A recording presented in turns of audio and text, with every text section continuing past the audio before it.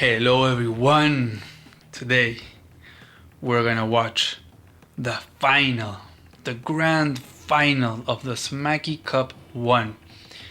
And oof, it's been a while since I've covered one of the tournament games. There's been so much going on, as I've talked about in other videos. Just haven't had the time to record stuff and content, so I'm finally starting to have a little bit more time. I'm still in the process of moving. Like next week I'm moving. Today I have a lot of time, so I'm making a lot of content, so that's great. I'm super excited for today. As you can see, it's getting darker, so this will be one of the last videos I'll be recording today. But anyways, once I move, I'm gonna have more and more time, and it'll be much easier to make more content, so I look forward to that as well. But today we got the grand finals.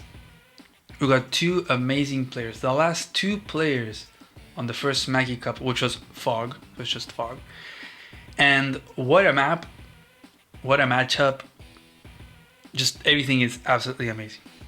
Now, first off, you will notice that the layout is different. I'm gonna cast this on the site instead of on the third-party replay viewer. I know it looks nicer on the replay viewer, but there's a new thing, which is that we get these new tiles on the site. So this is one of them, like this new theme, which is the Days of Ruin. There's another one which is like desert, but the map creator decided that this map should have this layout.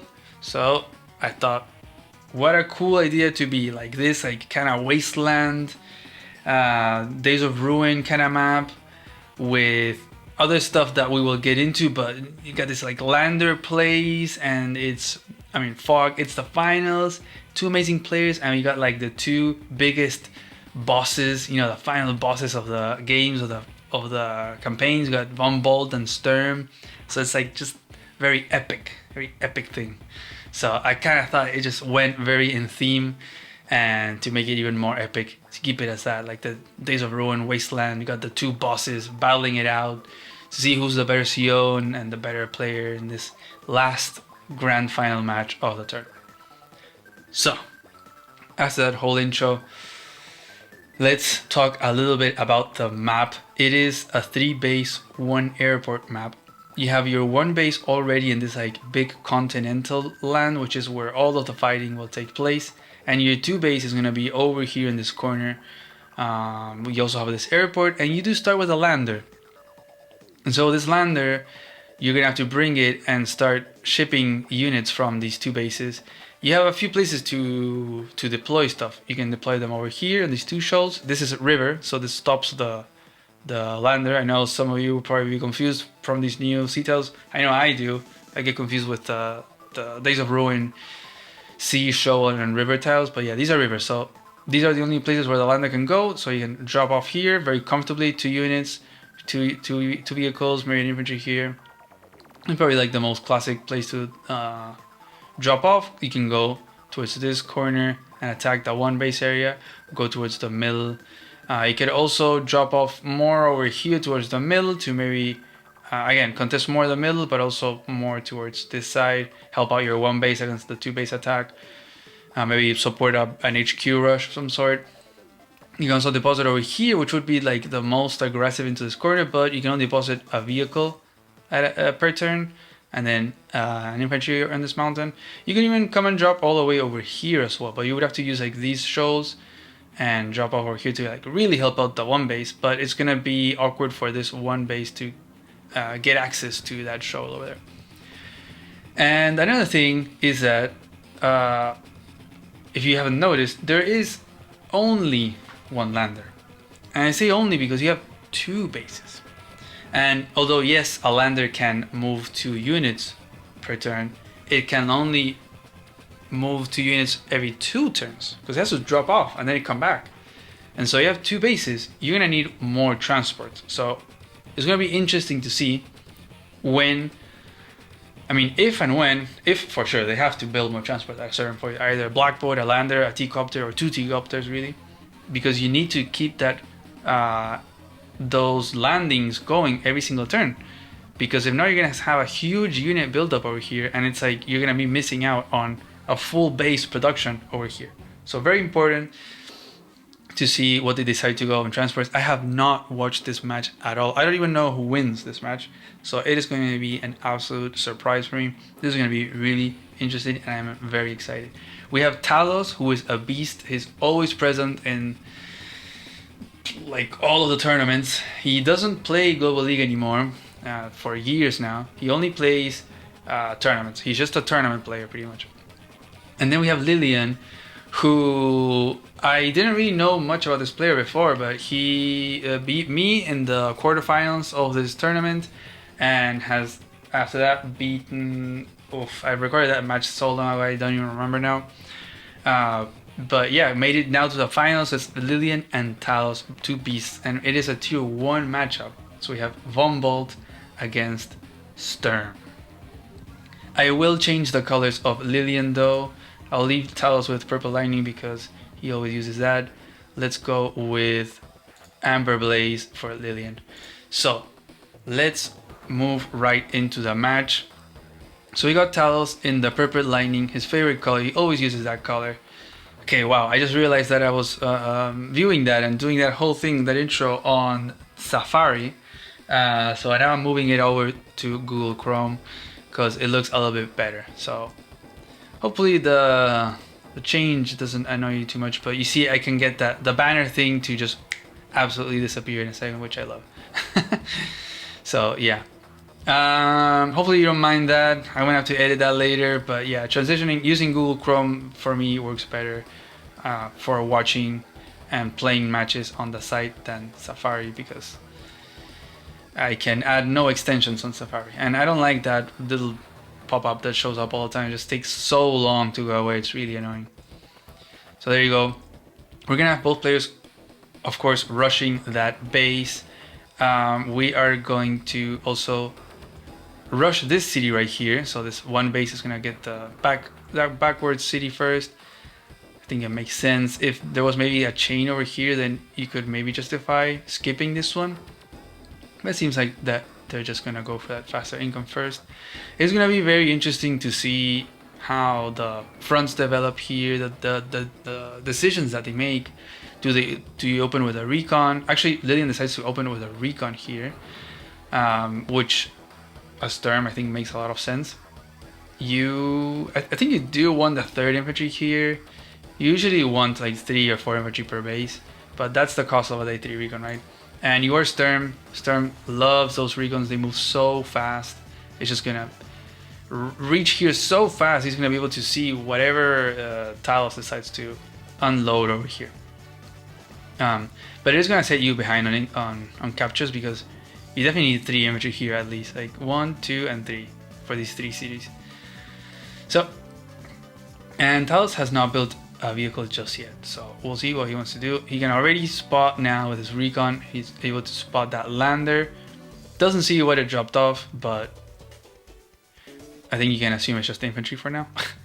But also, actually it doesn't have vision, right? 2, 4, 6, 8, yeah. Oh, imagine if this recon could have actually gotten vision of the city, and then it could have interrupted this capture next turn for free. And then you're gonna drop off 2 infantry over here. Very interesting matchup as well. I think we got Von Bolt and Sturm. Surprised not to see Hawk. I wonder if maybe Hawk was banned, but very interesting to see Von Bolt and Sturm actually being played here. I think it is sort of an unusual matchup in Fog, to be honest. It's not something that you see very often. You don't see Von Bolt used that often in Fog, unless it's a very like small and aggressive 2-base map. People just love to spam Hawk, and lots of Sturm as well, because Sturm is so much fun. Honestly, whenever you have the chance to play Sturm, it is very fun. Even if you lose, it's fun to make recons, and just that free movement everywhere is so much fun. So Talos is going to open with a tank on the 1 base side, because against Sturm, I understand this. Against Sturm, you're predicting the other one, like Sturm sending you recons from the 2-base side to harass your 1-base side. That is the most expected thing, right? Sturm will be making recons in Fog. It is a given. It is like, as Sturm, you kind of have to do that. You have to open with recons. and get that early intel and harassment with the recons. Plus, they don't die. Like, you get to attack an infantry, and the tank will not kill your recon. So it's huge. You harass, and then you get to keep the recon. It can run away and hide, and you'll still have the vision of a recon. So Sturm recons are just insane. They get so much value. So here goes Lillian. I wonder if he was trying to get on this city. Oh no, actually, I bet he was trying. This was the plan. It was to stand on this shoal, and this is now preventing Talos from using this as the landing spot. Interesting. So this is blocking the lander from reinforcing over here. And I bet this is an absolute surprise to Talos, because he made the tank over here expecting pressure from the 2 base over here. So now this tank is like, what do I do? Like, it doesn't have a job. And this recon is gonna get harassment. And the worst thing is that you can make a tank here by Talos this turn, but because the lander is gonna be moving out, it's not gonna be able to reinforce with that tank. So that tank is gonna have to wait a turn. So that recon is gonna get so much damage. Oh, that is gonna hurt so much. This is gonna set Talos behind quite a bit, and it's gonna give Lillian so much value. Sorry, Lillian has been playing out of his mind in this tournament. Just insane. The map readability and the use of recons. I can't remember so much about the semifinals, but in the match that I had against Lillian, the recon aggression early was insane. And so Talos is not gonna make a tank here, because why would you make a tank if you're not gonna be able to deploy it? I can't remember if Lillian can see what went into that lander. So maybe Lillian could be scared of a possible tank over here. I'm pretty sure you can. I'm pretty sure you can see what goes into the lander. So he should see, after looking at the replay, that no tank was deployed over here. So this recon could get away with attacking a little bit. Here comes the tank for Lillian, and we're gonna make an artillery. Great artilleries from Sturm. There goes a little harassment. Does 3 damage, repairs 9-9. Just Sturm things. Also against Von Bolt, like extra defense. It's tricky. And now we're gonna get a tank and a mech. So, what will Talos do on this side? We got the recon and this tank. So, yeah, I was saying on the last turn, because he didn't make a tank over here, he made a mech and a recon. Which makes sense. Instead of making another tank here, make another recon to get some vision as well, spot what's coming. I think it makes a lot of sense. So, recon now, because of that movement, it gets vision, actually interrupts, or no, doesn't go for the city to spot the comm tower, and gets vision, and is able to interrupt that capture right there on the comm tower. So, that recon getting away with so much is pretty crazy. And boosting this infantry, that's pretty funny. Boosted this infantry to go for that port. Very nice. There's actually 2 comm towers on this map, forgot to mention. One is super safe and the other one is here contested. It looks, I mean, it seems to me like the 2 base should get it.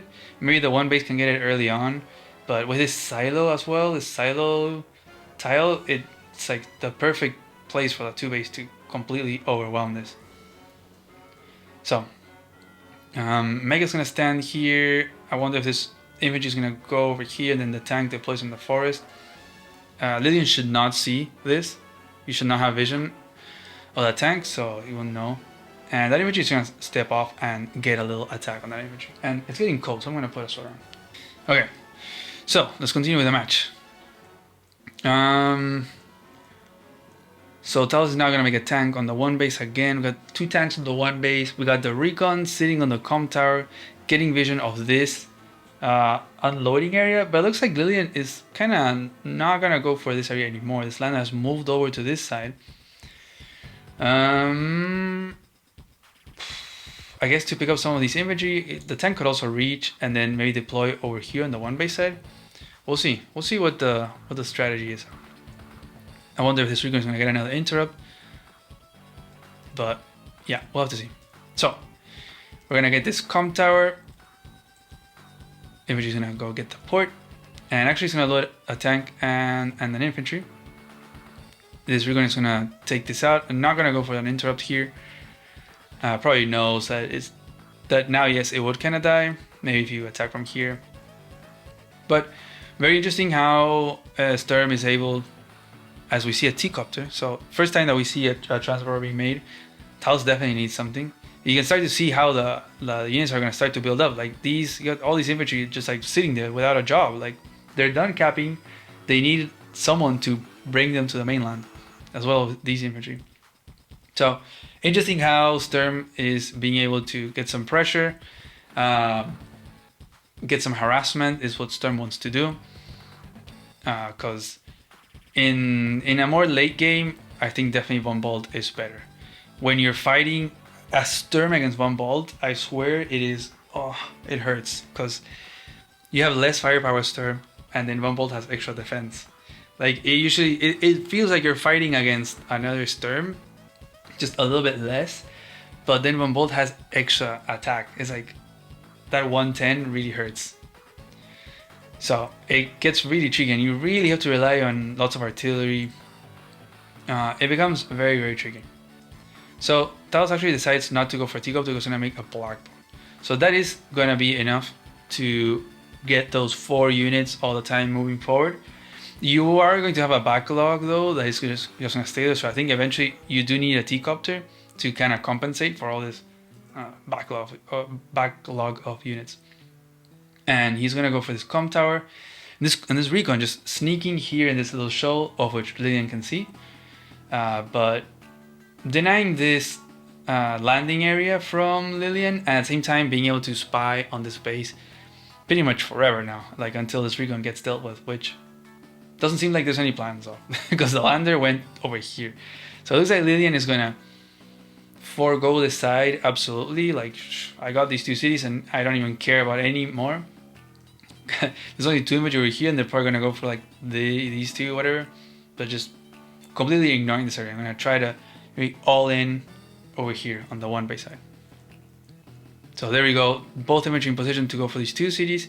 T-Copter coming in, and we got the double artillery now. This Sturm really wants to get to that stage where you start amassing artillery and infantry and tanks and anti-airs. You're like a grid almost. You definitely rely on those indirects to deal that extra damage because he lacks firepower. So Talos gonna get that comm tower. Lillian has this one. It's gonna interrupt this comm tower capture, but doesn't know that there's a Sturm artillery behind that defending it. So very nice there. And now the blackboard also coming into place, so you can see boom, boom, boom, boom, 4 units unloading on the same turn. So I'm gonna make another blackboard. Okay, so this is what I was talking about. Because you have all these, this backlog of units, you do need another transport. I think a blackboard is too much, because in 2 turns, then that blackboard is gonna just be sitting there. But maybe it's fine. Maybe it makes it so that you get those extra units faster into play. Like, yes, the blackboard will lose its value really fast, like in 2 turns or 3 turns, but you're getting all this infantry much faster to do something, instead of having a T-Copter and taking like 6 or 7 turns to get all these 3 over here. So it is now Lillian's turn. T-Copter is gonna go and pick up the comm tower guy. And we're gonna start this capture. Will you go for these 2 cities? Seems a bit greedy, but we are gonna go for 1. And okay, bringing the recon to get vision of that city, and brings the tank, and then it does go for other cities. So this is both of the middle cities. And they do have this C tile in front, so it does become a bit more awkward to interrupt. You can definitely lock it down with an artillery over here, I think, which would be pretty neat. But we don't have that yet. Over here, recon and infantry are gonna take that out. Artillery, boom. You definitely need those artilleries to deal that extra damage. Our anti-air's gonna come in. There's no copters yet from Talos, but good from Lillian to be cautious, because Sturm's air it's not very good. The reason being because they can't use the defense from terrain to stack with his own defense. So the best units from Sturm are like the land units. You got the 20% defense plus 30, for example, on a city. That's 50% defense. The more defense you have, the less damage you receive, and the more counter damage you do. So it's like it has a double effect. Having more defense not only gives you more HP to yourself, but it also, in a sense, deals more damage to them, no? Because of that counter attack. And Talos, because of that extra Sturm defense, like a tank, leaves it at 6 and KOs it, but needs the 2 tanks to KO an infantry on a city. Even being one bolt, right? And then starts the capture there and goes for this interrupt 7-7. Just Sturm defense right there. I'm gonna bring a few more infantry with that second black boat. The black boats are also nice because they help refuel the lander, so that's pretty cool. And we're just gonna pull back from over here, not gonna attack anymore onto this com tower. So I was saying that the 2 base kinda should have the com tower over here, which is what Talos does. It's funny how Lilian completely ignoring this whole part of the map, like this whole half of the map is absolutely ignored by Lilian. Just hard committing on this side on the 1 base, and now a little bit on the middle. But yeah, like it seems like I thought the 2 base would get this com tower, but actually Talos has it from the 1 base, and it looks like Lilian might get it from the 1 base as well. So gonna put a tank on the side though, which is gonna be very hard to deal with. Capture, bring these artillery behind. Look at that little setup. That is definitely a little death ball if I've ever seen one. Very hard to break through that. I actually don't think that you can. I don't think tank takes out this tank on a silo. With that 20% defense, you need like 160 firepower to KO it. So I don't think that Talos can interrupt this capture. We're gonna attack back here and take it out. And looks like the tank that was dropped over here to like defend these guys is actually being sent over here, just committing everything. Literally everything is being committed over here on the 1 base side. Insane. And it makes a Neo tank as well. Sturm does like those tech ups. They are very hard to deal with. I think medium tanks are also really good because they're a bit faster because of the Sturm, and they're just hard to deal with. Like you need artillery or your own tech ups to deal damage to them, but they're so tanky, so hard to deal damage. And we got now the ideal spot here for Talos. This infantry getting so much value just spying at this base all the time. You can even know if this show is going to be used. Like there's no need to have this recon here. We have this guy here, because the only way that Lilian could use this show is by having the lander right here. So he would see it, and then you can just block it. That's it. So getting a lot of value here from vision, just having really great intel. Knows, okay, there's an infantry here. I'll know that then that there's going to be either an infantry or vehicles over here. But yeah, very funny how Lilian just absolutely ignoring this area.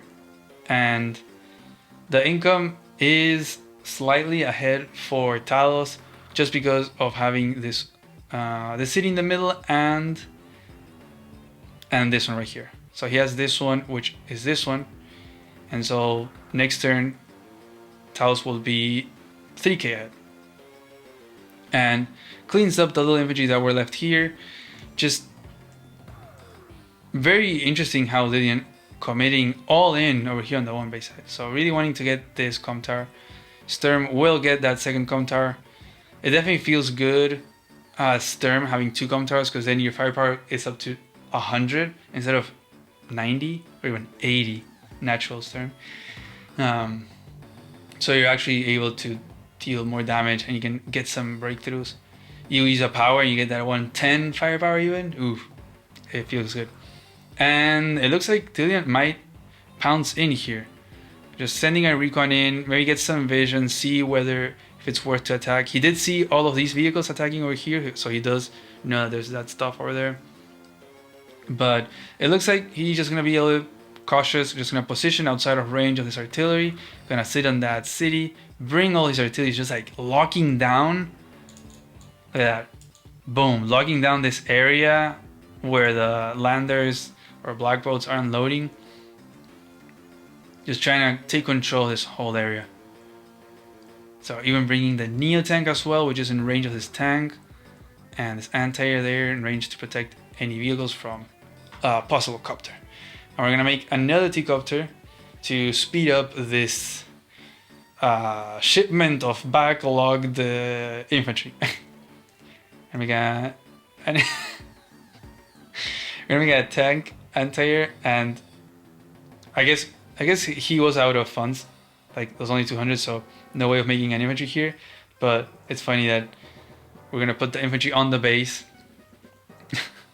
as if like, you know, just in case Talos doesn't look at the replay, then he would assume, oh, he built an infantry. It's like, no, actually, it was just the same infantry that was here. Like just to like not reveal that it was a base skip. Recon is gonna come over here onto this forest. Like I cannot believe Lillian is giving up on this whole side. That is pretty crazy. This is not how I thought the map was gonna be playing out. But this recon is gonna get amazing vision. It's gonna be under the forest, so it's gonna be really hard to dislodge. It's gonna get a lot of vision of what's coming. I think he knows.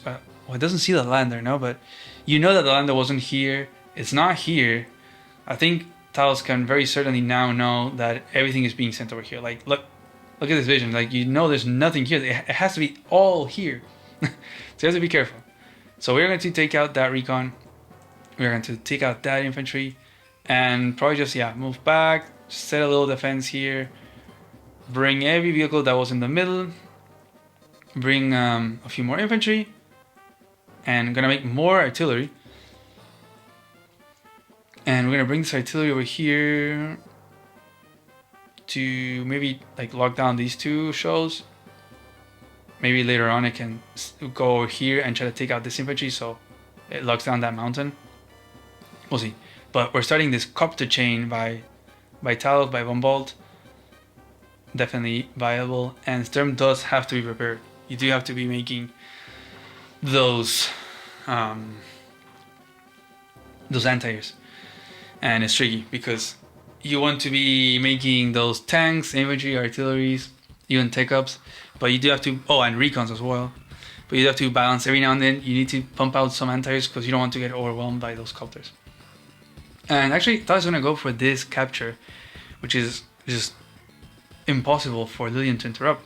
This infantry is gonna go back into the mountain. I'm not sure what it was doing. It's gonna go back to the mountain, get some vision over here, see what's going on. You could kind of bring a rocket or something and unlock this base, but that would be kind of ridiculous. Maybe a stern play to do, but I don't know. The main focus right now on the match is right here. Got both armies staring at each other.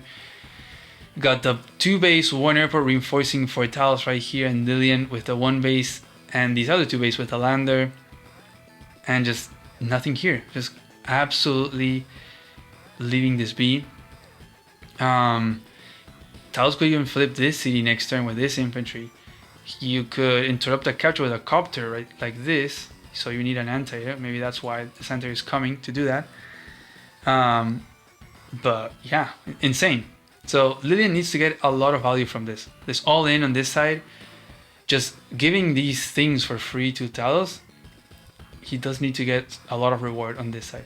And if he does get a lot of army reward, like if he can get really good fights here, so we'll see if he does. He's gonna get some vision here, take that out, get the recon over here so Talos cannot use this shoulder anymore. If he does get some good fights here, gets a lot of army value, it could be very much worthwhile. Ooh, it doesn't get that KO there. Oh, that's just Sturm things. Actually, with the 2 towers, that's 100 firepower. And it's because it's Von Bolt. Wow. And if I'm not wrong, this is Von Bolt things. 100 firepower against Von Bolt on planes is not guaranteed, as we just saw.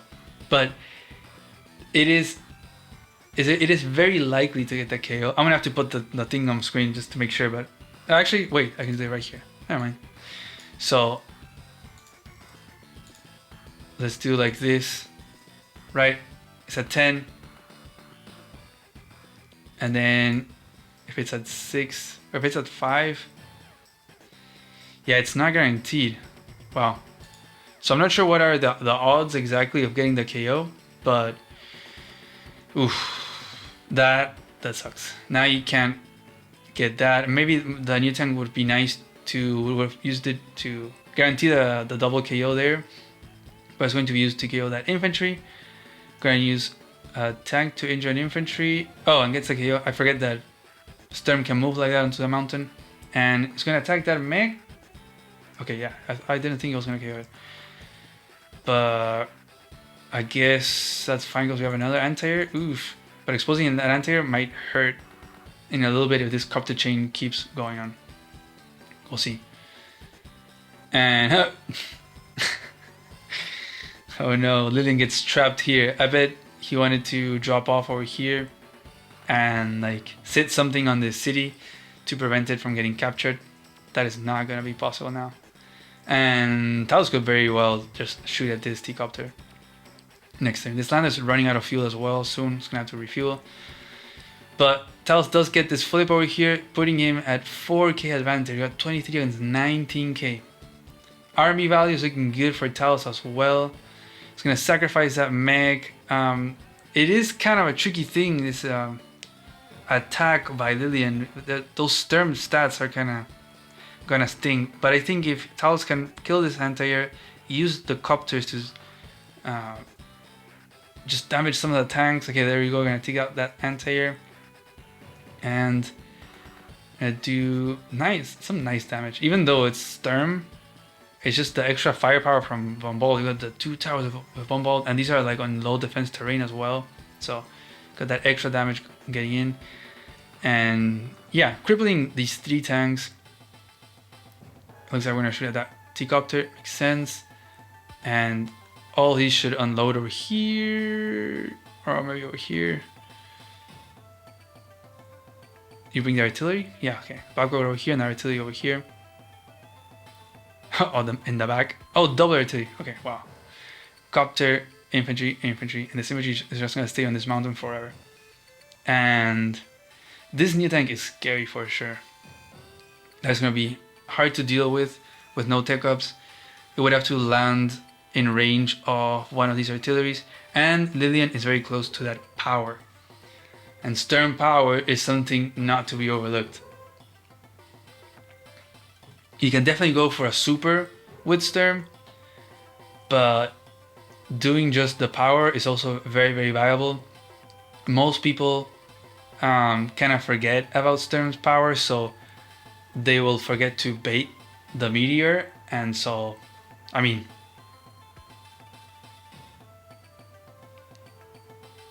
there is no bait.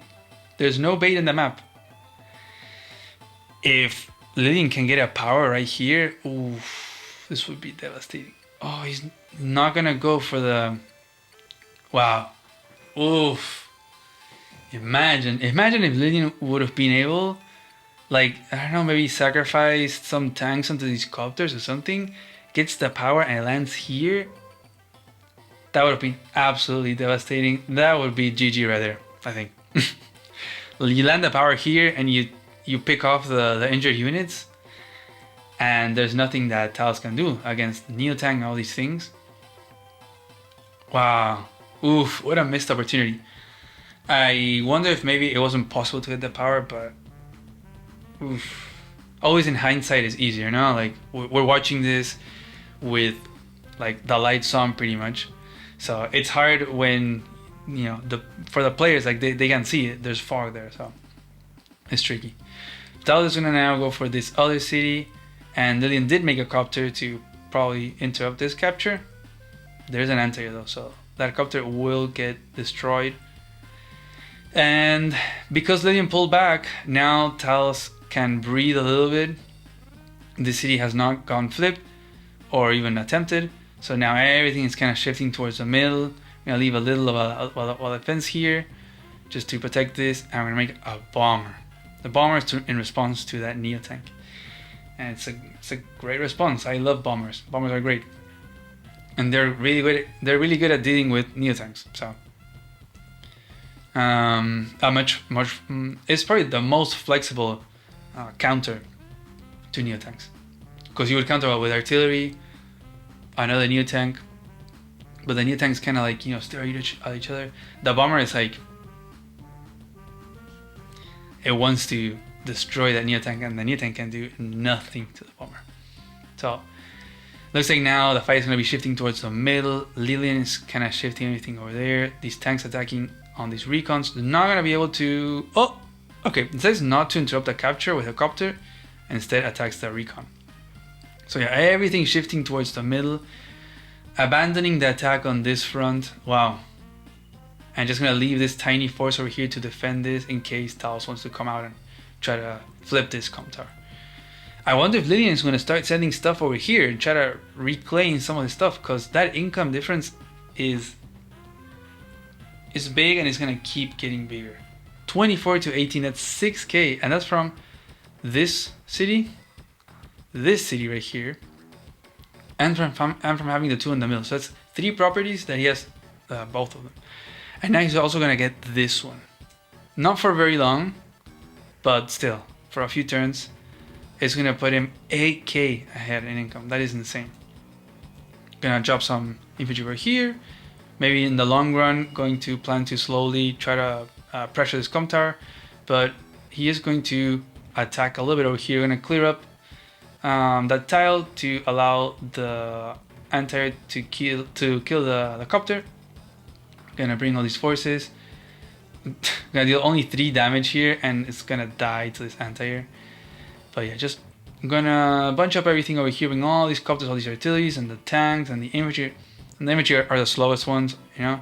So it is trickier to do a friendship with infantry, but it's like a transition. You can see the transition of the friend switch. But it's tricky because you don't necessarily want to death ball too much against Sturm, or else you can get hit by that rock. It does seem maybe like he's also setting up a sort of a bait. It is easier to bait Sturm's missiles though, meteor, whatever, than say Von Bolt. I guess none of them really want to death ball too much, because as we see that copter going down, because Von Bolt's super also is gonna hit really hard if you death ball. You have everything in one place, it hits you there, and then they can kind of hit you there for 2 turns. So it's pretty deadly. So they both have their own anti-death ball techs. And we got our first rocket, our first Sturm rockets, which is a great unit from Sturm. And also, as I'm talking about like not death balling, that is exactly what Lilian is doing. Gonna literally now just abandon this and going all the way to the middle, probably going to try to flip all of these things, maybe try to go all the way to this other side. So I was gonna get some vision. I wonder if he could be able to get a super this turn. That'd be pretty big, but I don't think so. I think you probably have to sacrifice too much. That bomber definitely wants to get that Neo tank right there. Just gonna pull back. We're like, no, it's fine. This city is going to get flipped. There's no way that Talos can hold that city. He probably wants to try to delay it as much as possible for sure, but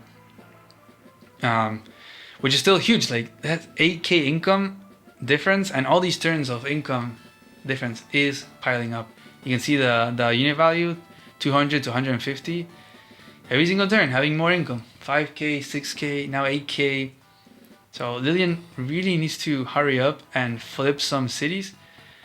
After the failed attempt on this side to like overwhelm this, he wasn't able to flip even this city, not this one, and lost the 2 cities in the middle and conceded these 3 cities over here. So gave up a lot to invest in an all-in over on this side for no reward. Like, got a little bit of a trade of vehicles, but it didn't seem too much, and it has to be a lot because you're conceding so much income. Like it has to be a big swing of unit traits. Like you have to get big vehicle hits here and there. And now it looks like Lilian is abandoning the shift over to like to the side or middle. He's shifting a little bit again over here. He hasn't spotted the bomber, but there's another bomber. I'm just gonna have these bombers to try to help KOing units. Tanks. And that's decent damage, right? That's like a normal matchup tank against infantry on a show. And oh, I thought artillery was gonna go here behind the infantry, but no. And it looks like we're shifting stuff towards the middle. We're gonna kind of mirror the movements of Lilian. So Talos is like, I'm ahead on income by a lot. By 8k, I have 50% more income than Lilian. I can just sit back. Also, I'm Sturm, like I'm comfortable sitting back and taking to a late game in this matchup against Sturm. Whoop, the light died, so it ran out of battery. We're gonna attack this tank and take it out and gonna get the little interrupt.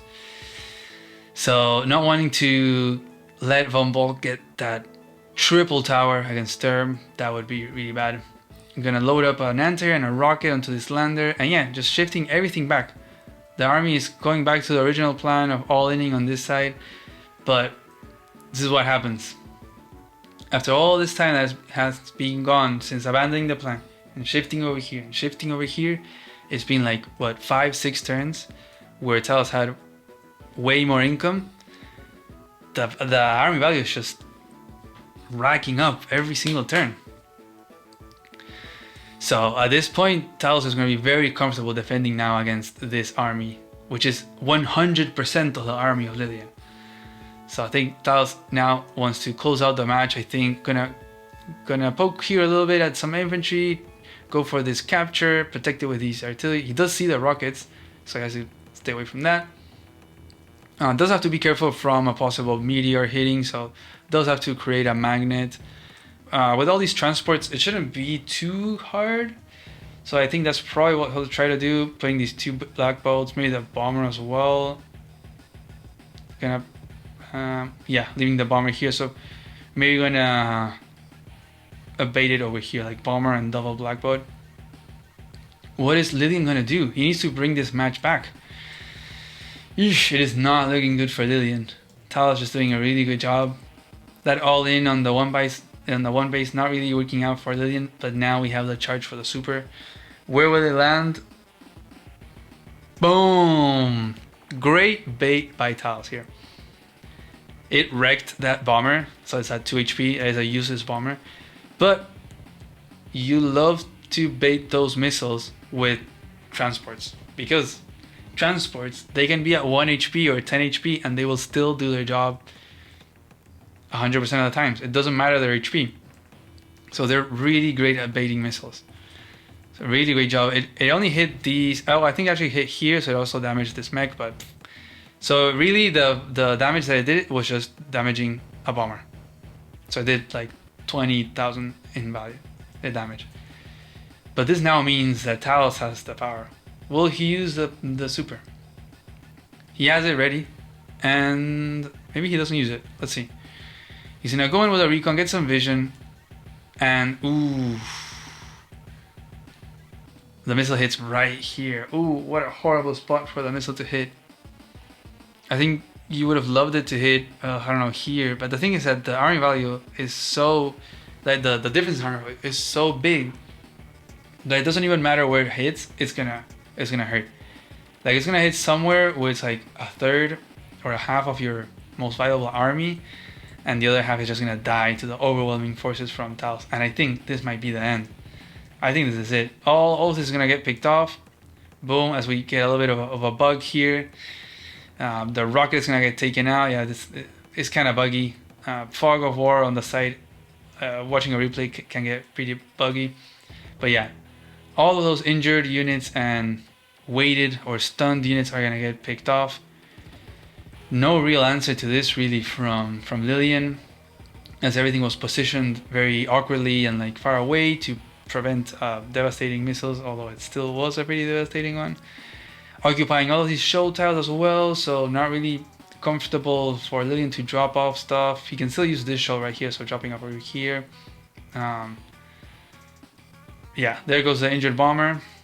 Gonna make a Neo tank and a recon, but this is looking really strong for Talos. I'm not sure that Lillian can bring this back. I wouldn't be surprised if he GG's this turn.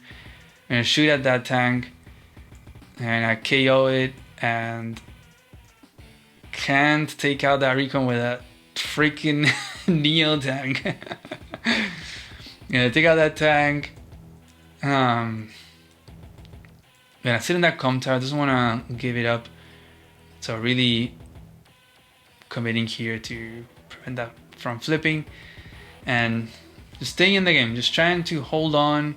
Maybe Talos overextends here, and Lillian can get some good trades. Maybe the Neo tank can get some more value. But look at this. Look at this beautiful bomber. You know what it wants to do. Copters are gonna poke around, take out that one, take out that one. Gonna attack the artillery, and oof, it doesn't kill it because storm defense, but ouch, that hurts. Now the tank is gonna go down. Oh, that rocket's gonna go down. Even the recon. Even this artillery across the water is getting shot at by a copter, and then the one in the airport is getting shot by another copter, just like Talos, just like going all out. Doesn't even care. This our anti is gonna kill that copter over there. An absolute massacre here by Talos. Here, Von Bolt being like, I am the final boss. I'm gonna injure that infantry and join, and then bring the other artilleries here to support this attack. Absolute, oof, I don't know what even to call it. This devastating, absolutely devastating. And now Lillian does have the meteor. Wow. Let's see if Lillian decides to use the meteor. That copter gets taken out. Another one gets taken out, and another one gets taken out. I mean, can he get a super? Okay, he uses the power, and it lands over here. It is a pretty good one. It gets some good, nice value. It hits the bomber. And now it gives also Sturm those extra stats, makes him really high defense. 130 defense is ridiculous. I'm gonna keep attacking stuff and interrupt that infantry. I'm just trying to hold on. Gonna bring this lander back to bring more stuff. But oof. Finishing the turn behind 30k, more than 30 in value, 10 units, and 10k income. When did that other city get flipped? Oh, was it this one? Yeah, I think no, this one never got flipped. I think it was this one. This one got also flipped. Wow. So Talos has 5 more cities than so they got the 2 of these. He has the 2 of these. Both of these as well, which is this one right here, and both of these. Oof. 26 to 16k is insane. Plus being ahead and everything else. And it's also close to another super. Oh my god. Gonna try to cap the port as well. I think it's gonna be a little of a cleanup here. Brings his Neo tank, for which Lillian has no response whatsoever. Finishing off these guys, gonna start this capture, so really trying to close out the game. He knows he is very, very far ahead, but he wants to finish the game off. Doesn't want to sit back and relax and take it to a capture limit, you know, oh, I'll have more properties. He's like, no. I'm gonna finish it, like, with a finishing blow. Is whether with a capture limit or an HQ capture or whatever. Just, oof. Let's see if Lillian... What can I honestly don't think that Lillian can bring this back. I'm sorry. I don't think. And Lillian does indeed resign. Oh, GG. This won't show me the stats, which is really sad. But wow, what a game. What an end to this tournament. Amazing tournament. The Smacky Cup won. There are 2 more Smacky Cups. I'm not sure if I'm gonna keep covering the tournament series after the first series, but we'll see. We'll see. If you guys like the tournament series, let me know so I can do that. But amazing game by Talos. Great game by Lilian as well. Great strategies by both. Just very different matchups, and the strategy of like going all in over here maybe it just didn't end up working out, and then by the time maybe wanting to front shift and changing the plan, it was too late. I feel like there was that one turn where Lilian could have maybe gotten the power over here by sacrificing some unit value and wrecking that army, because that was exactly what Lilian needed to get the value for this whole strategy. See if I can go back, and then we can move on to the possible interview with the winner. So it was right here. So after these attacks, yeah, right here. Imagine if Lilian could have gotten the power by sacrificing this tank and another one. Would have been possible? I mean, it's 10k. I mean, maybe, right? A meteor landing right here would have been devastating. So I think that might have been a missed opportunity, but it is what it is. It's fog of war. You never know. And GG to both. So now, let's move on to the interview. Hello, everyone. Please welcome the winner, the champion of the first Smacky Cup of Advanced Wars by Web, the great Talos. Hi everyone, thanks for having me. Thank you so much for being here. It's been a while since I recorded the finals, but there's been a lot going on. But I'm really glad that now we've been able to coordinate this and do this little interview. It's gonna be a lot of fun, and I've been looking forward to it a lot. You had some really crazy matches in the finals. It was 3 matches, 3 big names as well, and they all ended up being really intense. Yeah, I mean, we had 3 crazy games. All of them were really tense from the start to the end. Maybe the finals are a little bit easier than the 2 others, but I mean, we saw the game, the semi-finals, 35 days. You rarely go that far and that close in that match, so it was really exciting, and my opponents played great during the 3 matches, for sure. How much planning did you put into? Oh, before I make you that question, there's something very funny about that you sometimes post about this mode, Fog of War. You call it something different. Goof of War. Yes. The old story of Goof of War. It's actually just a personal joke, but it's for me and only for me. But it's also the answer to Go in Discord Cup 6 when he wanted to call the mode standard fogless, and so I messed up fog in consequence. But that's just personal banter. So you won in the mode that you joke about, the Goof of War. Is it? Do you have a preference in a mode or any other, like Fog of War, Hyphon, Standard? I definitely prefer standard and hyphens over fog. Okay. Don't say I dislike fog, but extra element of uncertainty is not something I really look forward to. Okay. And I really like the slow formation positional style of standard and also hyphens. Okay. And then regarding these finals matches, how much, if any, planning did you put into them? Maybe like when you look at the map, do you move plan? Do you do some strategy thinking? Definitely low end of preparation when you compare to, I don't know, what Edekatua does in his videos recently, or even what some other people that you interview talk about. Mostly because I have a lot of tournament games and not a lot of time to play the game at all.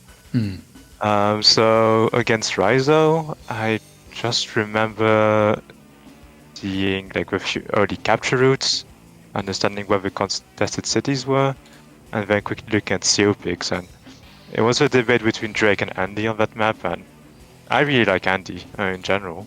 And I know that Raizo really likes to say that tier 3 is a Drake only pick. So I picked Andy just out of preference, just of style, honestly. Like, both are fine picks, but I didn't really look too much. I really relied, and I often rely on previous games, so I think I had replays from the Division 2 tournaments. And that's the same for next round. So against Vincarius. Here the debate was Ado Coloncios, and the map was quite easy to read, and the finals from the Quad Cup Division 2 really showed how the game would go. So like base races on either sides, with that corner airport being quite contested. It was This quite corner. strange. Like, we're already talking about the next map. Oh, okay. Yeah, maybe we can talk about the next map maybe after this one. Oh, sure. So in this one, you said you chose Andy just because you kind of like Andy. I think like there's Andy. I like keeping my units alive. yeah, I think there's a lot of people that would share your opinion and your favoritism towards Andy a lot. I think Ghost 7 is also another. Go 7, yeah, for sure. Yeah. And then there's a select group also that are very outspoken of how Drake is, the center of tier 3, which I think it has its merits of, like that's valid it can points. be. I'm not saying that Riser is wrong. I'm just saying. Yeah. I think it's just a difference in style maybe of playing. I think you can definitely justify both COs. I could see an argument for Kindle as well here. Maybe a little bit trickier, given how the matches kind of played out, especially this one, because it became so steady. I think it was more ideal for these two COs, Andy and Drake, to get into that wall state. Very big the map's quite big for Kindle already. And like the contested areas, very weak terrain, so not really what I like for Kindle. Yeah, I feel like the one base side was extremely weak, right? You had such a low, such a slow reinforcement. You move a tank over here, and then you can't even, you barely touch the HQ. So it's like the contested cities were right here. So my idea behind Kindle is like these two cities, these were so highly contested in the very early game that she can punish maybe here a lot and try to get both of them somehow. But if you get to this already, like how you guys were already stalling it out, it's ish. See, there I would favor Drake or Andy, and then it's just I mean, the timings for first infantry, first tanks on the weak side was still quite favorable for the defending side. So. Oh, for the defending side. Yeah, I think I Recon didn't was pretty feel too stressed about being pushed, even if it was a Kindle. Oh, okay. And how do you feel about this big stall that you guys had? Because if I'm not wrong, from the 4 matches that happened here, there wasn't this big of a unit buildup, except in yours. Like this was the only one that had this. Well, it felt we didn't have much to do. Like if you look at which areas are contested, there's pretty much only these 2 center cities where in that screen he's walking really close to mine and not. I had infantry aiming at his, but I saw that everything was around it, so I didn't have much to do. And that's what I start taking up because I know it's blocked, right? Nothing much is going to happen. Which in terms of CO maybe is slightly favorable for Andy. It's really hard to say. The terrain is a bit light, so Drake's powers are still very strong. Yeah. And then I was trying to read what Riser was doing, and he was shifting to the right, so I wanted to be a bit earlier to surprise him, and that's why there's 1 or 2 quite ambitious attacks on recons or anti-airs, expecting them not to be defended, but they were. And then he goes in towards the contested city, but it's really too close to my supply routes to be really a long-term attack. And the only reason it stays a long time active is because we had accumulated so much already. But long term I should be able to hold that. Especially since we've unlocked the base left of the pipe to go to the right side of the map. Or inverse for him. So I could actually have 2 bases and the airport funneling in the fighting area. Yeah, here. But he was a bit more 2 bases. Because he never really used that bottom right airport, if I recall correctly. Yeah, also when you break the black boat here, you're able to reinforce with this base over here. So this area is still, you get the 2 bases like you were saying. It's kind of like, I guess once you break this pipe seam and you take out the black boat, it's pretty easy to reinforce anywhere. Even over there in this corner, you still have the airport 1 turn away. So this whole diagonal is kind of pretty well defended, I guess. Who do you think would be more favored in this situation between Andy and Drake? Because when you get to this stage, you have 200k value. You both are there with the supers. You have this big army stare off. It's like that whole dynamic of like, oh, if I pounce as Andy, then Drake is gonna hit me with super and kill my stuff. But Drake also wants to like, there's that balance of like trying to get the most out of your turn and power that is really tricky here. What do you think about that scenario? I think in most cases it goes to Andy, especially if the terrain is heavy. But in this case, there's a lot of roads and plains, and this enables really efficient 2-hit KOs with like superpower, a tank hit, and maybe infantry hit. And that really makes it worse for Andy. I don't think there's really it's not really clear which one is better here. It really depends it's about tactics more than anything else at this point. Yeah. How I position my units, which attacks I allow, which attacks I don't allow. And you're really thinking about how you can make it as inefficient for Drake to actually hit your units. Because Drake will, of course, want to kill your units. And if you put infantries in front of your vehicles, I think that using vehicles to hit infantry is inefficiencies, and so they're good for Andy. And I think we talked about it with Rizzo, and he mentioned that I had a lot of extra infantry, and that did help my defense, for sure. Yeah, and here he pounces on you with a super and takes out a good amount of units. Even your medium tank goes down. Yeah. Your precious. Yeah, my medium tank is tank. covered by my Andy, my artillery at least. Yeah, that is true. Saving grace. Yeah, I was surprised at the supply chain having 2 Neos, I think. I don't remember exactly which timing I was surprised of, but I think when I moved my recon, I was like, oh wow, there's VATs behind. I'm like, I was a bit worried at one point. I don't know which moment it was. I guess it was like 8 months ago. So yeah, I think there's one critical moment in one of my counterattacks. Maybe it's before. Is that Maybe this turn. When I clear the tank on the city, the contested city, it's actually a roll, and if I don't get it, it's like 85% to get it. If I don't get it, it's very complicated for me. I'm lucky I get the first strike high roll, which makes it very easy. You have what, 130 firepower? Right? Against a 110 defense plus city. Yes, like a 50% and that is not chance. guaranteed. Yeah. I think it was cheap, but a little or bit less. chips. Right? But no, there was chips. It was clear in my favor, but it was not guaranteed. Okay. Otherwise, I would not go for it. I was also a bit slightly frustrated that in the game I lost a lot of units to lock rolls. Like the 2-hit KOs on cities, like 33%, I lost 3 of them, or 2 or 3 of them. And I lost multiple 2 HP tanks to infantries. Which is like 1 infantry hit doing like 13% damage. Yeah. And I was like, if this roll also goes against me, like the game's cursed, honestly. I mean, it's not a good way to think about it, but I also didn't have many alternatives, because of course the fact that I went for it is that every other option felt losing, so...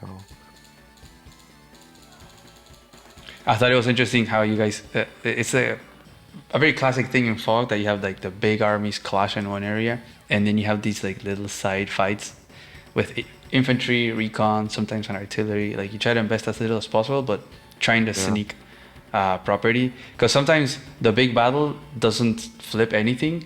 It's the little ones in the side that actually flip cities. Yeah, that's also why small income advantages are important, because they can shift the side fights more than the big fights as well. True. Because the threshold to have that income disparity that leads to a vehicle imbalance during the big fights, it's much a longer scale than just each edge fights. I mean, here we're equal, so I just send a recon to counter a recon. It works. Right? I know someone who would be very mad at that I know someone that doesn't like recon and recon violence.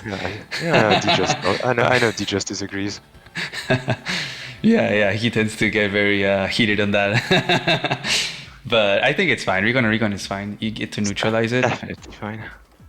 And also here you kind of pull back a little bit. I guess in you kind of have to because of the neo tank presence, which kind of neutralizes yours. But then Rizzo kind of starts to overextend me a little bit, but in an effort to try to flip the city, which it kind of makes sense to try to actually flip something and get that city advantage. And I think that's when it kind of starts to even out again. If you go back to the turn, it's really interesting because the army value is really different, but I have my powers to get. But getting my powers is really not obvious this turn. And it's like you have to really optimize the turn so that you do get your powers. So there's a lot of weird hits like this and all around. Just to be sure I get my superpower. And my superpower gives me like 50,000 value or something. It's insane. It's crazy. Yeah, it is tricky because you start with, you're like pretty far away. You need a good 18k during your turn, so that's hard to get. Yeah, because I don't have that many vehicles. Like I know there's a lot of going on the screen, but I don't have that many vehicles. Yeah, you kind of used all your tanks already, and this anti-air, so now you only have like this neo tank, this copter, and 2 more copters ready. But and also from this turn on, I think we enter like my air superiority phase, where I get air control quite convincingly. Yeah, you take out the anti-air, you have so many copters.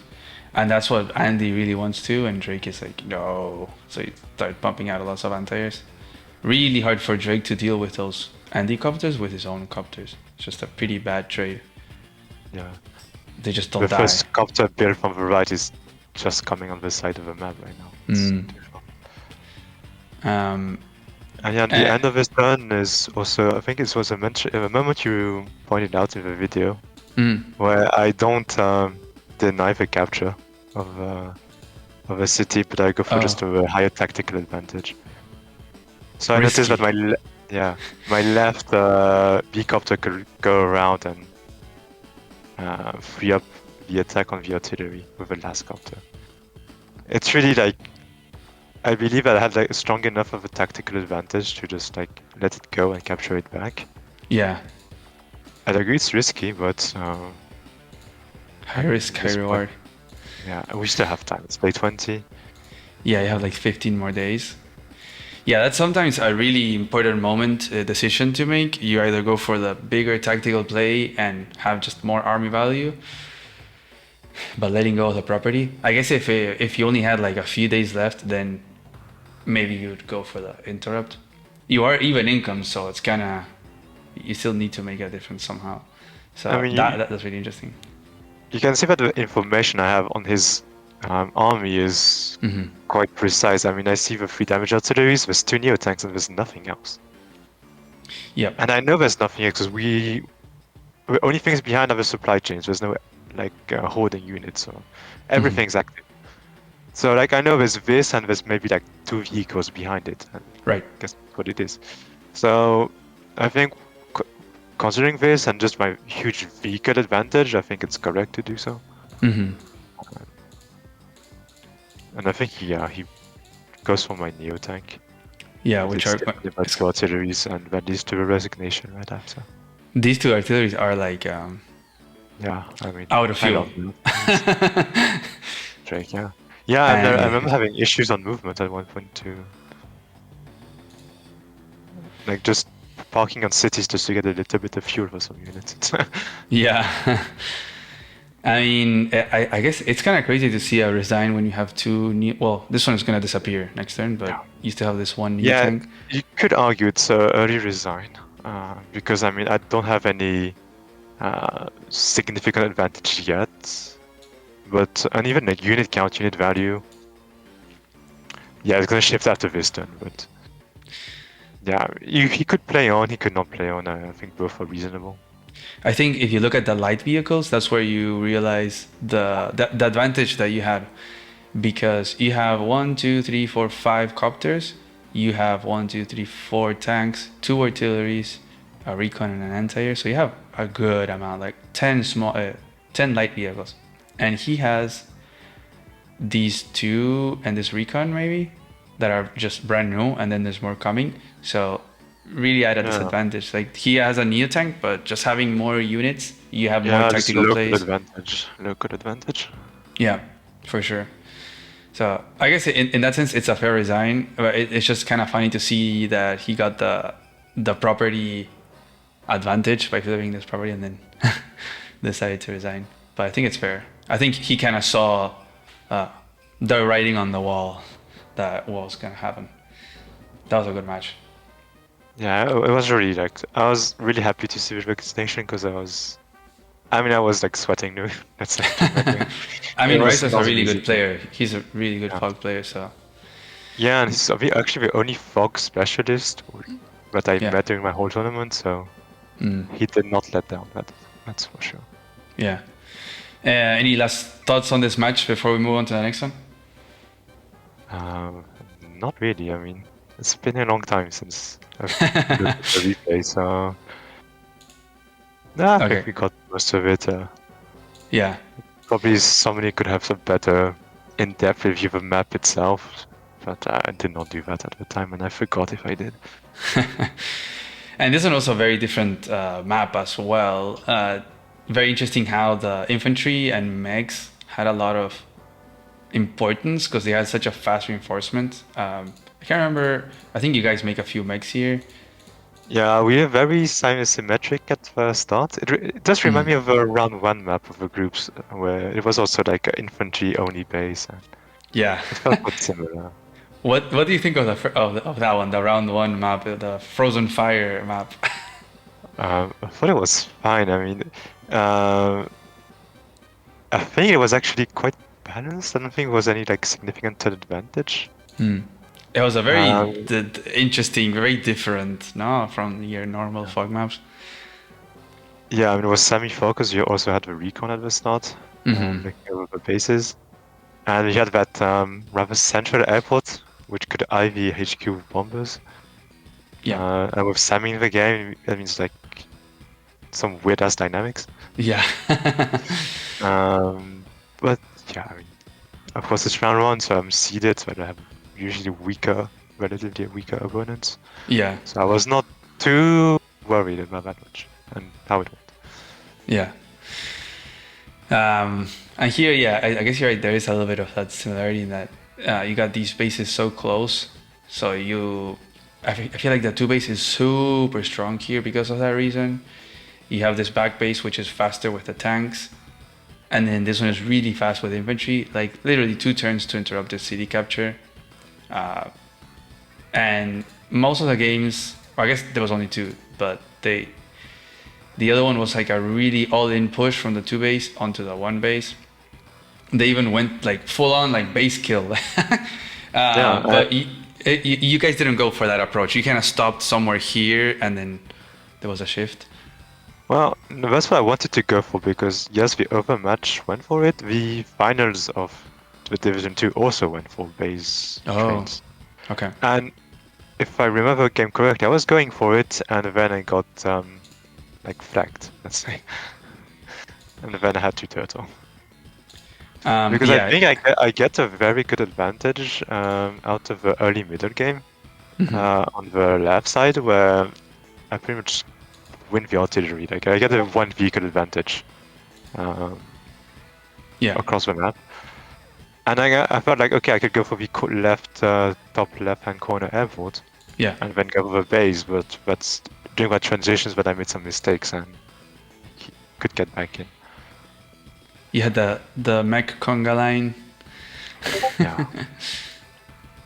And then you get to lock that. There was a moment I think that you tried to like block the airport or let's see. You also make this rocket.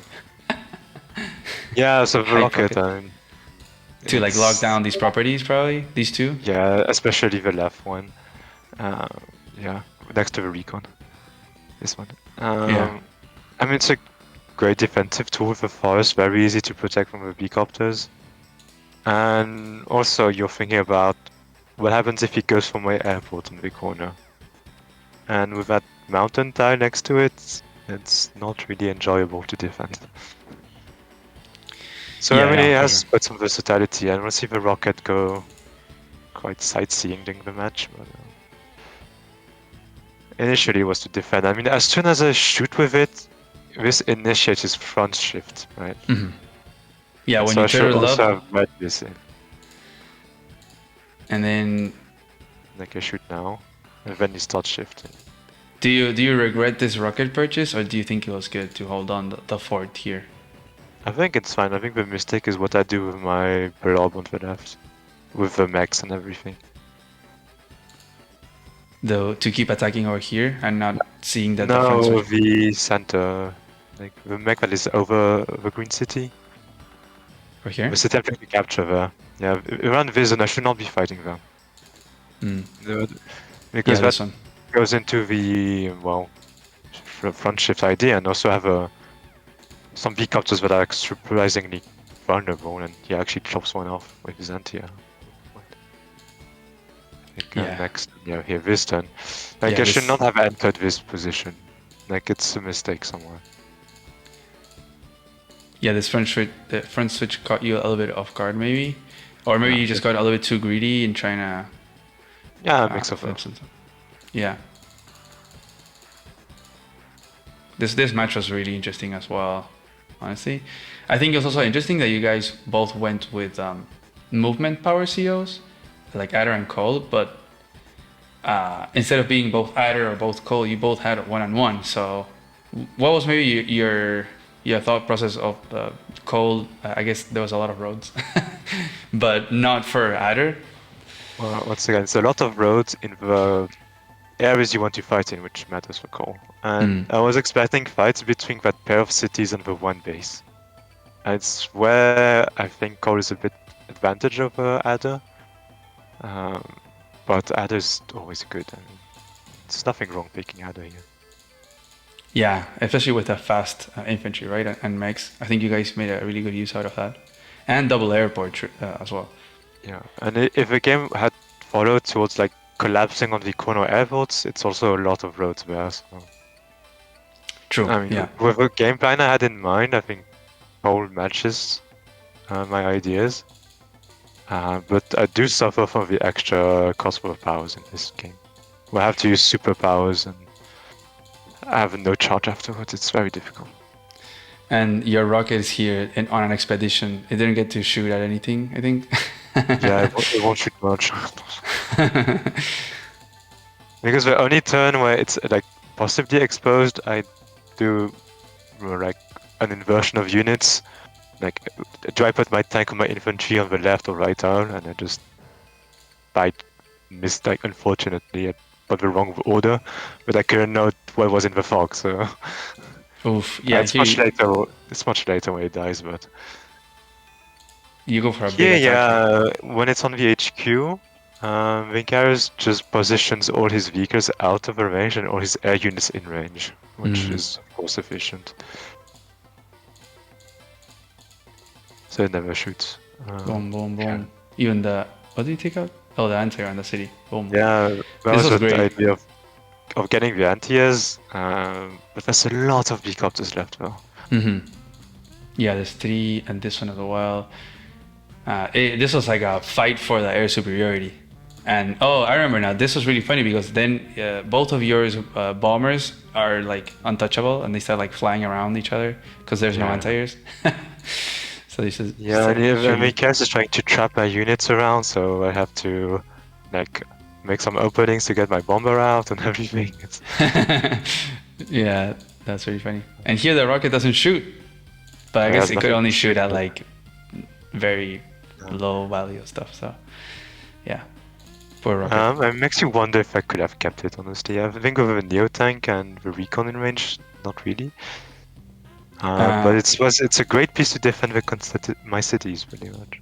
Yeah, But I yeah. don't think you can stay here.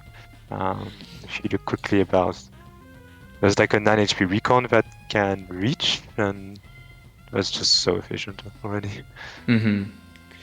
And then this game becomes like you both are at equal income. It's a battle of okay, who can flip a city because it's already day 22. And this match got really, really heated at this point. When you kind of retreat back and you start capturing over here, he starts capturing over here. You kind of concede the space, and I think he does start to flip these cities. You try to keep interrupting, so you're both kind of going for both sides. I think he guarantees a flip here. Yeah. Ooh, these 3 cities. So Yeah, I lose a lot during these turns, and I don't have much back. I think I was a bit slow on my one base side to get moving, so yeah, I'm quite punished heavily. I think, however, the unit values still always stay on my side, or like I'm not too far behind in unit value, and this really helps not to fall too far behind.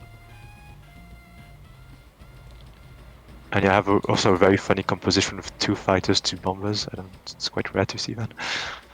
yeah, I thought that was funny. Seeing a lot of planes, that was pretty cool. And then this was crazy. Like this was already, day 28. You were able to now flip this one, but you still have to flip 2 more to tie at least. And you really don't want to get to a tie.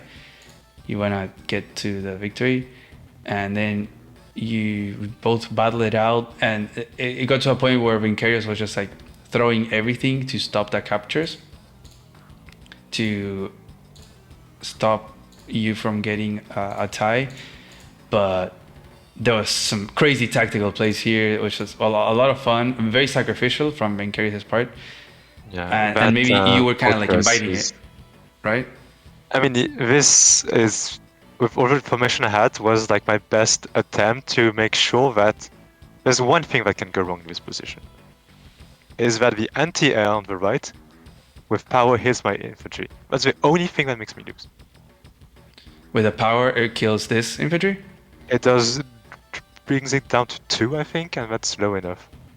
The city capturing, it has 4 capture. Oh, okay. He has 3 capture points left, and the only thing I can bring it to 2 on one tile is that anti-air. And the turn before I could have hit that anti-air, but I did not, and I still don't know why. Ooh. I think before something. I go this one. Yeah, this is yeah. the guy. I could hit the anti-air here, and I don't. I still don't really know why. I think on the spot it was like I want to control this power bar, but I'm not sure that's correct.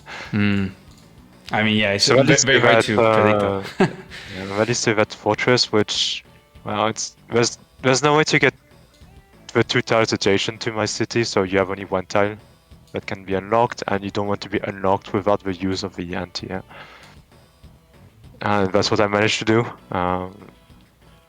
It was not an easy turn to do. I think that's actually quite efficient rolls, like my 3 HP units dying by infantries or stuff like this. Yeah, I'm throwing everything for it, and I'm not losing too much if you think about it as well.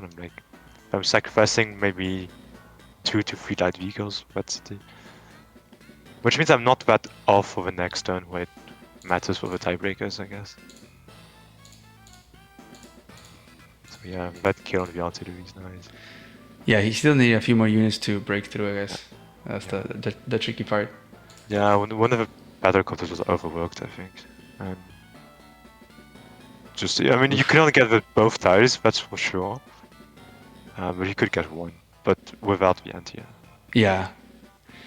Oof, if maybe this bomber or neo-tank was a turn earlier. Yeah. Maybe. Yeah, I was actually thinking about the bomber build, because in the last turns we both understood that we're just making builds that can matter in the turns remaining.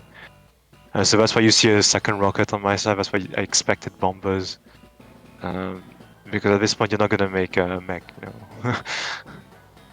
Oh, you make another rocket. Yeah, I made another rocket because, I mean, if he captures one of my cities by accident, like, that'd be a very dumb way to lose.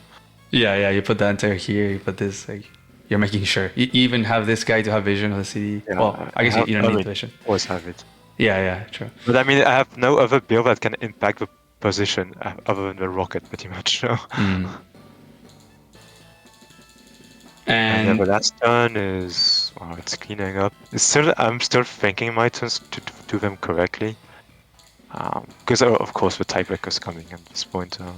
Yeah. So you I get the tried some tie. random captures left and right, but it was properly defended. No surprise there. Oof. And then yeah, it ends in a tie, and you're able to win the tiebreaker.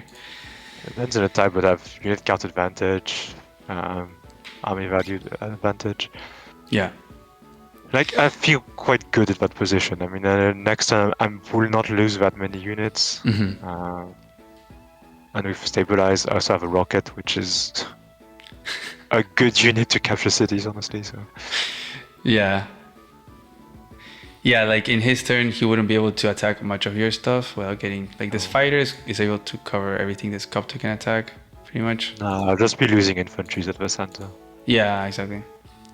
and a bit on the left. I mean. This one was. I imagine you were very nervous during the last few turns. Like you were down 3 properties. Like that's Yeah. not an easy task to bring back in only like a few days. You had like 8 or so days. So that was very And you could clutch. see I was trying both on the left side, on the right side. It was Yeah. all over the place. Now, Which Vincurious made it, did us a really good job. Like he yeah, was really holding down the fort everywhere. yeah. It was like because the Neo tank was like shadowing every single movement, but was never attacking. Mm. Anytime it attacked, it got hit by a bomb, Yeah. which was unfortunate for him. Yeah. True. Also, that Neo tank was a 10% kill, and I got it. So, Oh wow. yeah, it's 91 to 100 damage. A lucky roll. So now we can move on to the last one, which we have over here. Move on to Outside. the first rounds.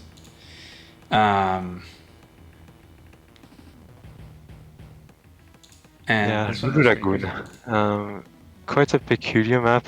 To having 2 bases on that island on the side. Mm-hmm. It's a tier 1 match with Stumble out, which means you have a lot of seal available. Yeah. Because, well, you always have Hawk, which is your basic pick, let's say, in tier 1. Which, Yeah.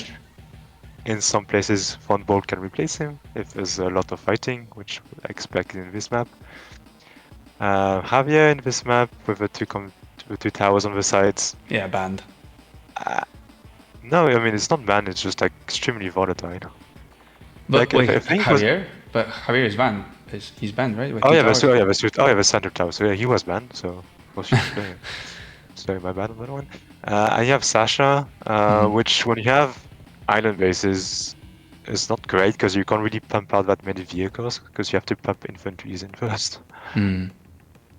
Yeah, there's also the aspect of the two base being very slow because you have to make more transports to be able to bring this full production onto the mainland. So it's almost like the one base has a very good early start, and it takes a really long time for the two base to get a foothold over here. What was your decision to go for Van Bolt? First, I really like Von Bolt. I mean, I am a sucker for defensive COs, if nobody had noticed. So I really like the 10% defense. I also expected the fight in the comp towers. I did not see that Sturm was available because I'm not a Sturm player and I didn't even notice he was there. Mm. But once again, like same argument as Sasha, like the game doesn't really fit the early game aggression. Mm. It's more like a middle game map. Yeah. Yeah, I mean, just you could say Von Volt is also quite bad because his superpower will get baited by By transport the unit, lander. and probably the other lander Blackbird Superyacht from the report. Yeah. But I mean, the day-to-day is just so strong, and with what I had in mind, how to play the map, I felt fine. I think Hawk is also extremely viable here and probably can be better.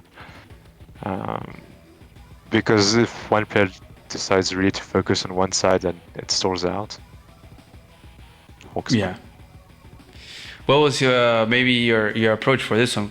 I'm guessing the final match you did like prepare a lot. There probably isn't Not a lot much that you more. can look back at, no? Because maybe there's only one match from Division 2 that you can look at to have a reference, but it's all And preparation. yeah, the game by Black Mantis, I think. I had seen the game. They also both played Von Bolt, But really the pattern we entered in this game was completely different. Hmm. My idea was to fight for both com towers Oh, okay. on both sides, especially with Von Bolt and especially with Von Bolt against Stone. Hmm. Right? Because you just have such a big stat advantage that you can really try to fight for them. Yeah. Um, Pretty much if you're fast enough on your one base side, you can at least capture it or deny it, and on your strong base, you can deny it or lock it with an artillery in the forest, which was an Yeah. idea that we didn't go for, but I had in mind to put an artillery here and lock it. But once again, we'll see what we saw in the match that Lydon really went hard on his tower, which meant he eventually got it. If you think about the turns like 1 or 2 turns before, I could have captured the left tower, but it's extremely risky to do so. I could actually block the recon off here with my infantries and capture the tower with the third infantry. Next turn? Yeah, here. Oh. After he attacks. Here, I could capture the tower and block off the recon. you with kind my- of just like sat there. I guess you. Put an Oh, yeah, infantry yeah. above the recon. Yeah, you sent I've this guy relied over on here. him. I've relied on him not having vision of the tower with another infantry. Hmm. Which of course he had to deny to stop his caps to get the vision, but Hmm. it's still a good win, right? It's in terms of funds, it's quite good. But if I really want to go for the tower idea, Hmm. I should have either blocked the recon or started capturing the other city, because that infantry in the forest doesn't make any sense. Yeah, yeah. That is true. What was the reasoning for this infantry in the forest? I don't know. I think it's a mistake. It happens. It happens. I think it's because since I was expecting no vision of the tower, its only target would have been that infantry capturing. I didn't want to capture before I have my tank, Okay. So which too is how conservative, coming next maybe. turn. You Maybe, could have that could maybe have been, yeah. more of a risky play, but guaranteed a counter. That would have been pretty cool. Yeah, because there was no way he could have get vision, and no way to interrupt either. So yeah, that would have been really interesting. Something that you had pointed out, we were talking before the recording, is how Lillian completely decided to not go for this side whatsoever. Like, actually uses the lander to not drop off stuff here, and shifts over here to the left and starts all inning 3 base, 1 airport, everything on your strong side, like his weak side. Very interesting strategy choice to do. Yeah, I still don't really understand why he left everything on the right open without any resistance. Hmm. And even like you think, well, okay, you leave the right and you should, I guess, focus the center, but somehow I was also ahead on this. And long term, a lot of it has to do with how we used our transport units, because I made black boats to really remove my infantry from my island. And this Yeah. leads to like a long-term presence in the center. Here I just have to deny, and I know that I will eventually get the center because I have a better supply chain. Hmm. At least I expected. Didn't expect the, him to have as many transport units as I had. I'm not sure Yeah. if I know if there's a transport copter yet, but I think a transport copter on this map is not good. Yeah, I think Black the boat black is boat choice is good. It only costs a little bit more, but you're able to get yeah. that backlog of infantry much faster, so you can make use of them, have a better presence, like you were saying. Yeah, because since you have 2 bases, you have to unload 4 units every 2 turns, so you at least need 2 transport units. Yeah, But maybe then you more. have, but then you have like 5 or 6 infantries left on the island. Yeah, So I think second black vote is extremely worth it. It's like you pay 7.5k and you get 5 infantries in the match, yeah, which is great. yeah, for sure. I'm not sure if you had realized, but I feel like there's a turn over here. So he kind of pushes deep here. I think he does a pretty good job, maybe, but it's just a very all-in play. You do get the time to kind of front switch and try to answer it back. But there's a turn over here after this brawling. I think it's this one exactly. That I feel like Lillian could have gone for a power. You had everything over here. A meteor would have landed right here and wrecked your army, pretty much. Had you thought about that? Yes, I did. It's So I think how I read it at the time is that he needs 10,000 charge to get his power, and he does Mm-hmm. not have that many vehicles to like get charge from. Mm. And it's also only 4 damage with my turtles behind my lander. They're very safe. Mm-hmm. And do you really want to spend your power to get a very small advantage? Because you can't kill the helicopters, you still can't kill the helicopters. They're gonna be damaged, but like what else? Mm. And you want to spend your power instead of your superpower later in the game. It's quite risky, and also I have a lot of presence on the other side of the map. So do you think about attacking or defending? I think I took it into account. I was like, I think if he does it, it's a mistake. Mm. Okay. So I was fine with it, and even if you try to clear my units to get the power, you will actually hit 1 or 2 of your own units with the power as well. So Let's see if what the it move plan lands is. on the center infantry, but if you use the Neo to clear a tank or something like this, which actually is not even obvious, because well, you have to sack tanks, I think, uh, because you're stemming against 1 volt. Yeah, I mean it would hit. You still have to get the charge, right? You would have to get 10,000. I was thinking you can sacrifice these 3 tanks, which is quite a bit of It's value. It's like 7k probably, plus the little damage that you do. Maybe you sacrifice a yeah. recon. I think you can easily get 10k as Lillian. The only thing is that these two Yeah, artilleries but can't shoot at anything. You're right, the you sentry have can't no shoot. follow-up. Yeah, exactly.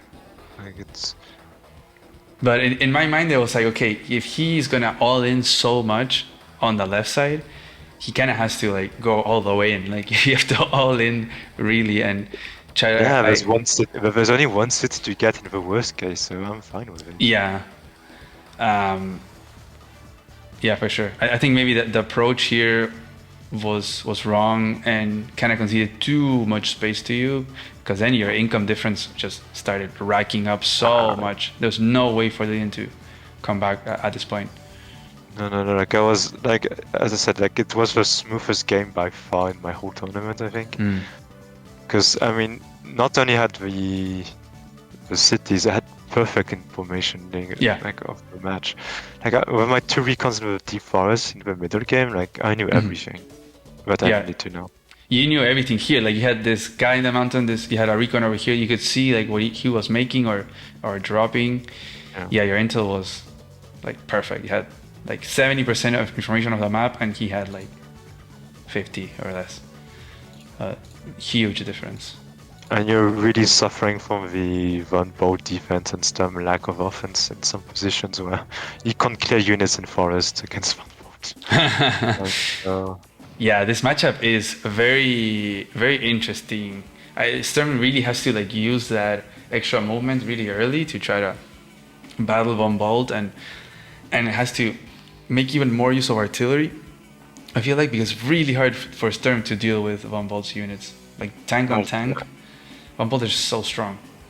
And a couple of things about this is that early game, well, it's really hard to get recons out on the map for Lydian, and so he gets the recons from his 1 base, which is infantry, so it's also costing income. And then that first recon doesn't do much because recons against Von Bolt, I think you saw it traded at 9-9 after the replay. Yeah, yeah, I remember. The main idea of that recon was to block my landing sites. Yeah. From my lander, so that's why I was just worried, and I don't think it was too dangerous, but I mean, it was an idea that he could lock me out of every single landing site on the left. These two. Also about Sturm, when I see Sturm in fog, since a few bad experience, I look at the HQ cheeses. It was possible to rush a APC towards my HQ, and in very specific cases of the bottom player doing wrong movements, he could get the HQ captured. Oh wow. But it's extremely risky to go for. But when you see Sturm, like don't forget, check the HQ. Yeah. If there's no black boat on it, yeah, I gotta check. And the last point is like, yeah, I think he failed a few rolls of 2 tanks against a stout tank, I think, or plane tank, I forgot. But the roll is like 40, 40, 51 on the first hit. And it's just, it means like you're rolling from 90 to like 103 in terms of total range. And you have like 20 to 30% to kill it on a plane. It was early on the left side of the map. We don't have to go back, but it's... You know, I was Yeah. thinking that your infantry in the forest, the one that you said that should have been used to block. Maybe you put it here also because you were scared of a second recon, and him blocking because he was already blocking this shovel, and then maybe he could potentially block this, like put Could be, a, yeah. Yeah, and then be. you're locked out of this area, which would follow with his strategy of like all-in-ing and taking out your side over here. Yeah. Yeah, but I already had center control at that point, I think. 11. Yeah. And yeah, here it's just a bleed out. Yeah, a very surprising element was my superpower as well. I have no clue why he allows me to hit his front line with my superpower. I think he probably already knew that the game was done Yeah. at this point. Like, I was expecting on the island, and when I saw it hit the rockets, I was like, okay, I can go plan A and just win. I can. Yeah, I can just go crazy, attack everything. Yeah, and I can use them to block my units from his attacks as well. Like it's. Yeah. It's just really felt good. I imagine this were very fun turns for you, right? When you're able to just like attack everything. Yeah. And just like straight up win the game. Wow, what a run! Were you expecting to get all the way through and win the first fog tournament on the site? Well, no, you never expect to go 8-0 in a single elimination tournament, and you just have to not really think about it and play every game the best you can. Yeah. And I really had just so many tough opponents. After my round 2 bye, which my opponent never came in to do his turn, I had Shiyu, Shock, Deadefes, Raizo, Vicarious, and now Lilian, which are all great players, most of them outside of Fog, but like none of them like you could take like lightly. Yeah. And especially when I met Deadefes, which is pretty much my nemesis at this point. It's Mike's playstyle, but better, so it's really hard to beat. Go ahead. Yeah, and like the game against Deadefes was tough, but it was also like a weird map. And yeah, I don't really expect to win Fog. It's not my style. I had not played Fog for quite a long time since I don't play globally. I think the last time I played Fog, there was like Discord Cup 10 where I lost in I think round of 8 or something. Yeah, I was actually going to ask you because you're very known for being a tournament exclusive player. Like you don't play Global League. You played it back in the day. I'm not sure when was your last game of the Global League, but you. My last game was on. I started May 2022 and it ended in July, and it was against Jay, which is our tournament organizer. I love that guy. Yeah. But it's really fun because we joke about it. But on my profile, it's my peak rating is against him, and it makes us laugh every time. Do you ever plan on playing back on the Global League, or do you plan on just sticking to tournaments? For now, only tournaments. Just because I'm just busy in life and I don't really want to spend more time on this. At the time of the tournament, I had like 7 to 9 tournament games, and you know when you have that many, when you're really happy, but you can't really do anything else if you want to do it at the really correct level. Yeah, no, that's you crazy. could, but I mean, the way I approach the game, it would not work. Yeah, I mean, also it's a tournament. It's 7 or 8 tournament matches. It's not just like random test games or whatever. So you have to you really want to put your best game forward. Lots of planning on maybe untested maps, and so even more work has to be put in place. Yeah, definitely. Yeah, that's why I really look at replays from other games, other divisions, just to make my job easier. I'm quite low on how much I prepare in terms of quantity, but I just try to get the right ideas. Sometimes it bites me back, I won't lie, but in terms of efficiency, it's good enough. Yeah. And then last question. Why did you pick the Bombers. Purple Lightning Bomber as your trophy? Well, I think that in a lot of the games, the bomber was the key tool that made me won the games. You could see how present they were in my semifinals against Wing Carriers and how they were really good tools in my finals against Lilian, where they both were the correct answer to the Neo Tanks and the Meteor Bait. And Yeah. And really, bombers really encapsulate an idea of advanced wars that is a bit glossed over, but it's how you convert the winning positions. And if you can get a bomber without threat, without loss of tempo, you're just in a very, very good position afterwards. So it's really descriptive of what happened and how I look at the game. And it complements well the artillery, since it happened that I won the same tournament the same week, the other tournament the same week. So I had to choose 2 units at the same time. So I pick artillery and bombers because they're really units that define really how I see the game. Well, thank you so much for being here, Taos. It's been a pleasure getting your insights about the matches and about the game. Thanks for listening to my rambling. If there's any last thoughts that maybe you want to share to viewers and players, and then we can close out the video. Well, the funny one is that I hope you don't mind my French accent too much. The other one is that play Hyphens. It's the best mode. But as it's very hard, but I think it's the most rewarding after you've done standard and four again. All modes are great, but it's really a matter of personal preference, which one you really prefer. Of course, I only play tournaments, so I don't really have a choice in what I play, let's say. Since I do have the thing of entering every single tournament. I think entering tournament should not be something that's looked like should not be stressful. I mean, you can play tournament games like you play other games, and it's really you're meant to enjoy this game. If it takes too much of a toll of you, and if you feel like you're overwhelmed and you're gonna burn out, like it's good to play slow and take breaks. It's never wrong to do so.